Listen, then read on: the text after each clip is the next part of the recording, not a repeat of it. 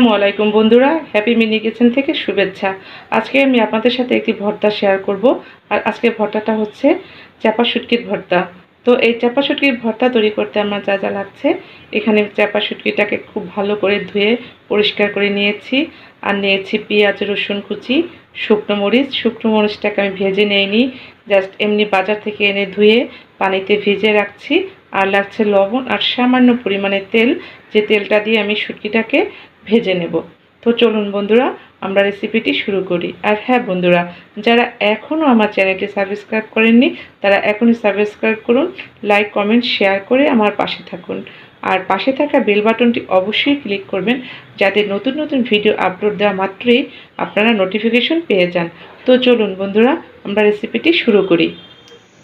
চুলায় একটি ফ্রাই প্যানে আমি সামান্য পরিমাণে তেল দিচ্ছি। তেলটা গরম হয়ে গেছে, এখন আমি দিয়ে দিচ্ছি পেঁয়াজ আর রসুন কুচি।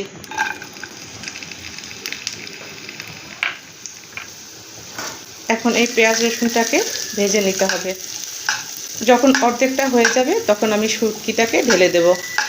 শুটকিটা সব খুব ভালো করে পেঁয়াজ রসুন শুটকি ভালো করে ভেজে নিতে হবে। পেঁয়াজ রসুন অনেকটাই হয়ে গেছে, এখন আমি শুটকিটা ঢেলে দিচ্ছি। দিয়ে দিলাম ধুয়ে রাখা শুটকি।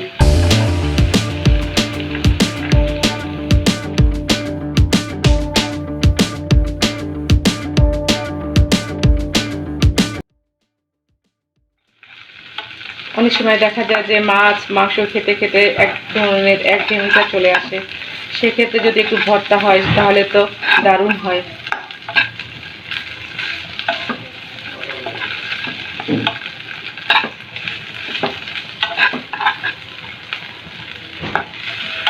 খুব ভালো করে ভেজে নিতে হবে তেলের মধ্যে।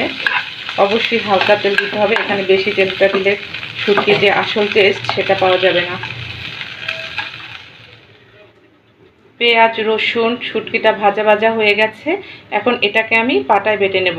যদি আপনাদের হাতের সময় কম থাকে সেক্ষেত্রে আপনারা ব্লেন্ডারে ব্লেন্ড করে নিতে পারেন, তবে আমি পাটায় বাটা ভর্তাই বেশি পছন্দ করি। তো চলুন বন্ধুরা, ভর্তাটাকে আমি পাটায় বেটে নিই। প্রথমে আমি এই শুকনো মরিচটাকে পাটায় বেটে নেব।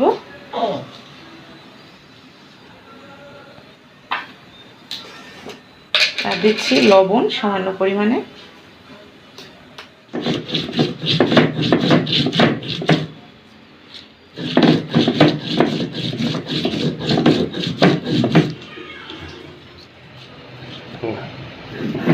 শুকনো মরিচটা বাটা হয়ে গেছে, মিহিন হয়ে গেছে, এখন আমি শুটকিটা ঢেলে দিচ্ছি।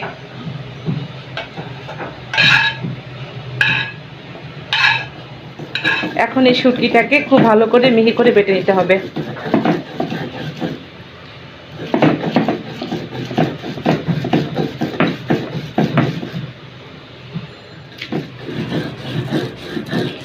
শুটকি পেঁয়াজ রসুন মিহি করে বাটা হয়ে গেছে, এখন আমি দিয়ে দিচ্ছি মেন যে স্বাদ, শুটকিতে যে স্বাদটা বেশি পাওয়া যায় যেটা দিলে, এটা হচ্ছে এই পেঁয়াজ কুচি, কাঁচা পেঁয়াজ কুচি। এটাকে আমি মিহি করব না, আধা বাটা করে রাখবো।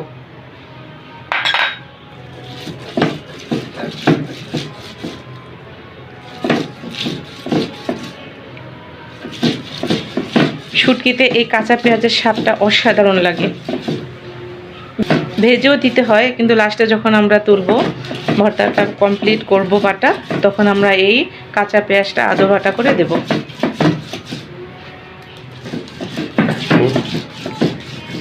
এখন মেখে নেব পুরোটা।